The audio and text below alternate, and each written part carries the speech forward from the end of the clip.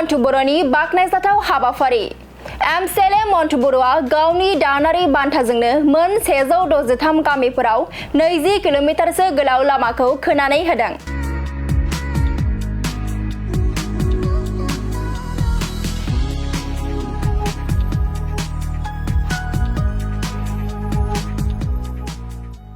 नैजिनै नं कक्लाबारि बियाबनि Mcla मन्टु बर'आ थांनाय गोलाव सान सिगांनिफ्रायनो गावनि बियाबनि सिङाव थानाय गुबुन गुबुन गामिफोरनि गाज्रि लामाफोराव गावनि दानारि बान्थाजोंनो खोनानै होदों सेन्ड ग्रेभेल अन्थाइ।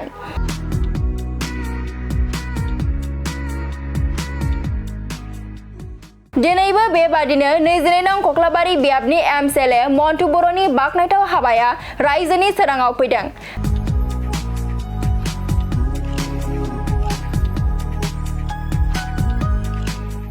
गावनि बियाबनि सिङाव थानाय मोन 9 प्राइमारिफोराव 163 गामिफोराव 20 किल'मिटारनिबो बांसिन गावनि दानारि बान्थाजोंनो गोलाव लामायाव सेन्ड ग्रेभेल अन्थाइ खोनानै होदों।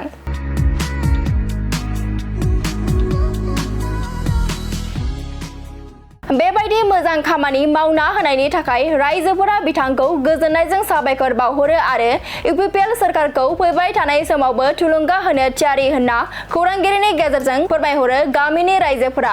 मख'नो गोनांदि थांनाय 17 बोसोरनि सरकारा बेफोरबायदि हाबाखौ मावदोंमोनब्लाबो दाउ सखा एरस्रानाय बायदि एसेल' सेन्ड ग्रेभेल अन्थाइखौ खोनानै होदोंमोन। नाथाय दिनैनि सरकारा गोबां सेन्ड ग्रेभेल अन्थाइखौ बाहायनानै खोनानै होदों। नंगौ आं फ्राय कक्लाबारि समस्तिनि सिङाव थानाय मोन 9 PCCनि सिंनि मोन 163टा सुपा माने फिसा फिसा गामि बे गामियाव गाज्रि जाना थानाय जिखिनि लामाफोर बे लामाफोराव अन्थाइ सेन्ड ग्रेभेल गारनानै होनाय जादों।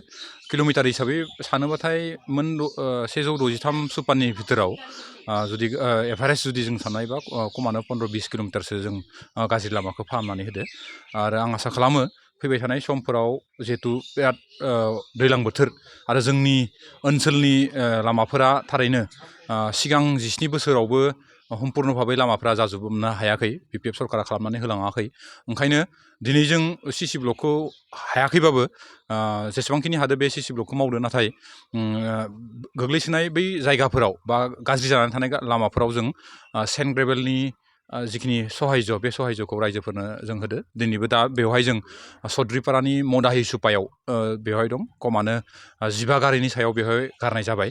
आं आसा खालामो फैबाय थानाय समफोराव थोजासे नङाबाबो बेखिनि होनायनि गेजेरजों दैज्लां बोथोरनि जिखिनि उसुबिदा बे उसुबिदाया बारग'गोन होननानै आं सानो। मानो होनोबाथाय मोनफ्रोमबो गामिनिफ्राय आथिखालाव उन्दै उन्दै गथ'फोरा फरायसालिफ्राव थाङो, बिमा बिफाफोरा फरायसालिफ्राव गथ'फोरखौ दोनहैयो आरो गायनाय फुनाय ट्रेक्टरबो हाबबाय थानाय जायो।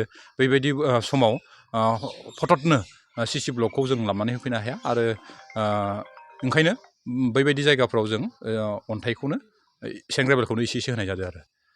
फुख्रिपारा गामि गेजेराव जितु लामा माने दैखराव गोलैना थानाय लामाखौ दिनै जोंनि UPPL सरकारा आसलते बे लामाखौ नायफिननाय मावनाय बेखौ आं बहुत गोजोननाय मोनदों।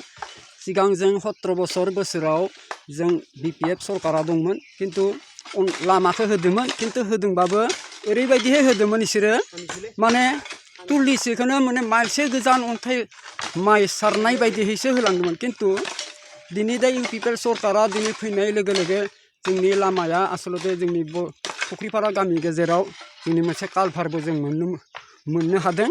गतिके आं UPPL सरकारखौ बहुत साबायखर होयो जाहाथे बिदिनो मोजांहै जितु खामानिफोरखौ मावलांनो हाथों आरो उननि समावबो थारमाने सरकारखौ दानो हाथों होननानै आं आफा बोराइ बाथौनि सेराव आं आर'ज गाबदो आरो बिसोरनि मावनायखौ आं जोबोर गोजोननाय मोनदों आरो।